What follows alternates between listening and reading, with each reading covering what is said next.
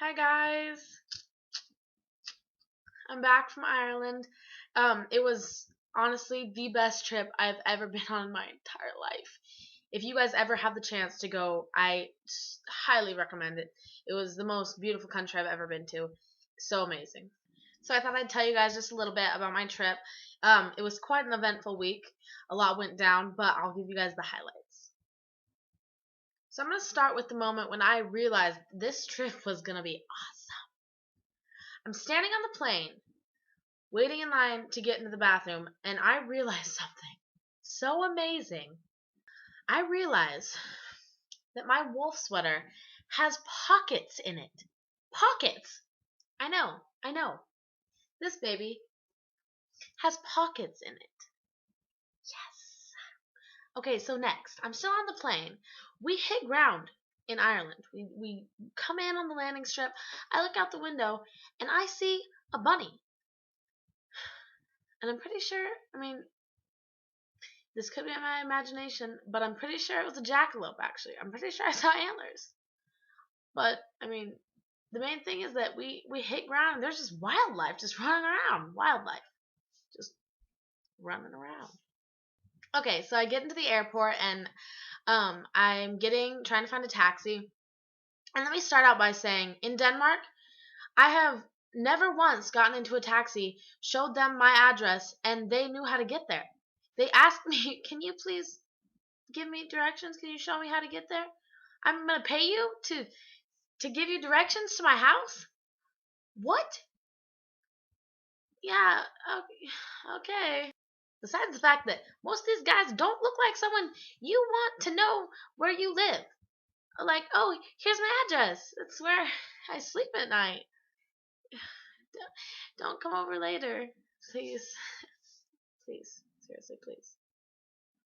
So anyways, so I get into this taxi with this extremely attractive Irish man.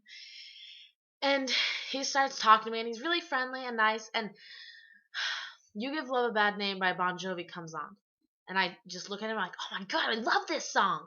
And he turns around. He looks me in the eye. And he says, we need to rock out, don't we? And I was like, yes. And then we did. Okay, so the next day I'm just walking around. And I don't know if you guys know this about me, but my favorite animal is pigeons. Well, and goldfish. But in this story, the pigeons is what matters. So anyways, I see this guy and he's feeding the pigeons. So I go up to him and I'm looking at the pigeons and I'm like, oh my God, I love pigeons. They're my favorite animal. And he looks at me and he says, you're my favorite animal for saying that. Now it gets better. This man is a one-armed poet who claims to be the leader of the homeless people in Dublin. And I'm his favorite animal. So that was pretty grand. So this was my first trip pretty much alone. I traveled there by myself, and then I spent 5 days there by myself before my mom came to meet me there. So for 5 days, I just pretty much got to, walk around the city and just see interesting things. And that was so amazing. And traveling by yourself, I was a little bit nervous about it at first because it can be lonely. And at the first day, it kind of was. But you meet friends and it's really great. And you can do whatever you want and you can eat whenever you want. And I really, I would recommend traveling by yourself at least once in your life because it's a really great experience. And I had a lot of fun doing it. But like I said, after a few days, my mom met me there. And that was so great because I hadn't seen her for nearly 4 months, I think. And so I was so excited about that. And the first day she got there, we decided to go out to a pub and drink. So we get to this pub and we're having so much fun, and it's like everything you ever imagined from movies and everything. And there's like an attractive Irishman playing his guitar and he's singing and stuff. And it's like, oh, I love you. I love you. I literally am in love with you. And so we're having a fun time. And let me just say this. I don't know why this is. I'm a nice person. I really am. And I have some skills, a few at least. But I cannot attract any boys my own age or near my age. The only men that want me are very old and very creepy. So we're sitting in this pub and there is this man with the craziest eyes I've ever seen in my life.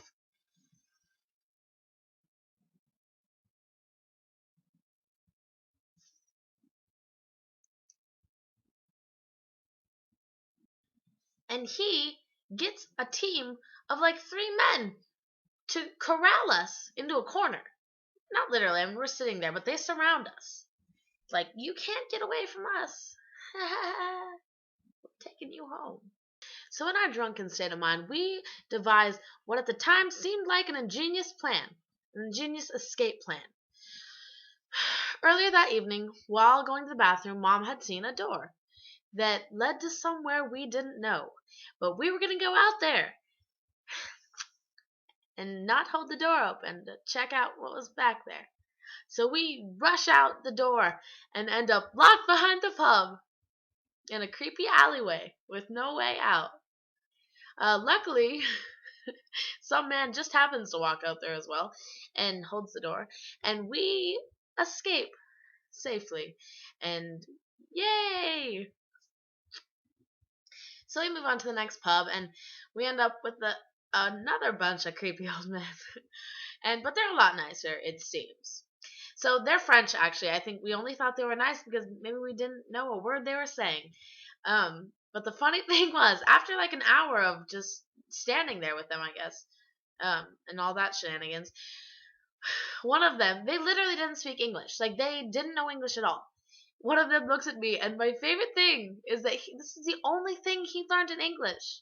He says to me, "You're going home with me tonight." I just said, "No thanks," because I am really polite. Oh, and I saw a homeless man with a bunny. And he let me pet the bunny. And he also had a little dog. That's definitely not all that happened. It was such an amazing trip, so eventful. But those are some of the funniest, weirdest stories. And yes, I'll put up some pictures so that you guys can see a little bit more of my trip. It was definitely one of the most beautiful countries I've ever been to. I'll see you guys soon. Goodbye.